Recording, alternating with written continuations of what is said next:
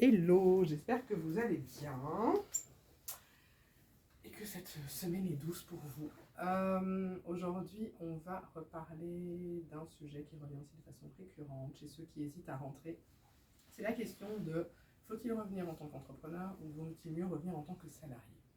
Je vais être très honnête avec vous, moi je suis revenue en tant qu'entrepreneur, je n'ai absolument aucun regret. Mais quand je dois conseiller des gens, surtout des gens qui ont peut-être une famille et des enfants, je leur dirais de considérer l'option salariée d'abord. Pourquoi?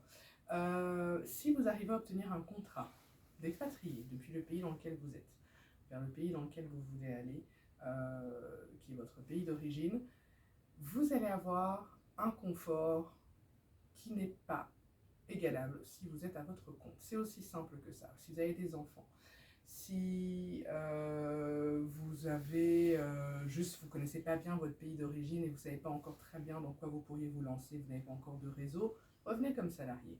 Vous aurez tout le package qui va avec.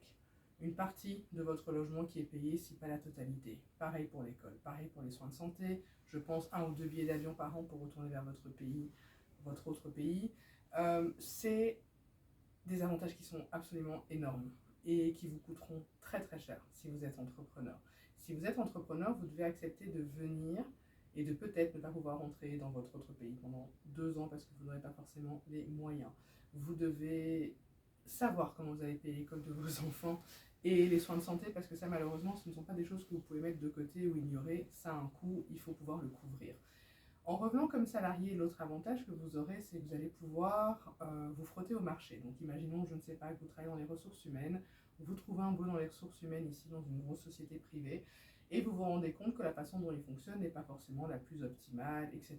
Soit vous allez réussir à influencer cette boîte et vous allez pouvoir avoir de l'avancement et complètement redesigner la façon dont la société travaille, soit, ce qui est plus probable, vous allez ouvrir votre boîte après en fait. Vous aurez bénéficié, via votre carrière de salarié, d'un réseau de rencontres et d'une connaissance du terrain que vous ne pouvez pas avoir tant que vous n'êtes pas ici. Et du coup, quand vous ouvrirez votre boîte, je pense que le succès sera beaucoup plus rapide que si vous étiez venu en nous disant je vais directement ouvrir ma boîte de ressources humaines. Du coup, pour moi, revenir comme salarié, c'est un peu se mettre le pied à l'étrier et de vivre d'une façon plus confortable. Je sais que les gens s'attendent toujours à ce que je dise non mais entrepreneur c'est génial, parce que tu travailles pour toi-même, tu travailles à ton compte, l'argent que tu gagnes c'est vraiment pour toi, quand tu es salarié c'est quelqu'un d'autre qui engrange, qui gagne sur les bénéfices, etc. Oui, mais honnêtement il y a aussi beaucoup d'inconvénients dont on ne parle pas. Quand ça ne va pas, donc quand il y a des bénéfices c'est bien, mais quand il n'y a pas de bénéfices c'est aussi pour votre pomme.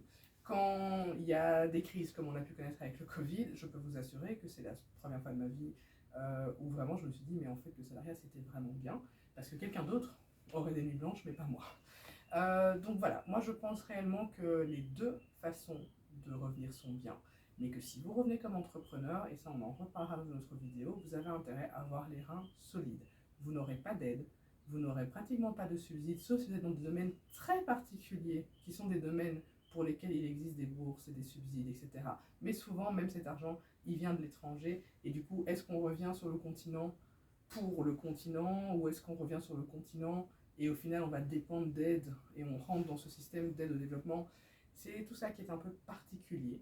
Mais donc voilà, si votre projet d'entrepreneuriat est clair, net et précis et que vous avez les fonds, foncez.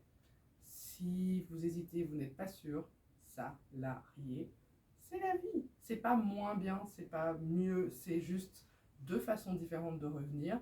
Le but étant de toute façon au final de revenir. On est d'accord, non? N'hésitez pas à vous abonner, comme ça quand je poste une vidéo, vous la recevez.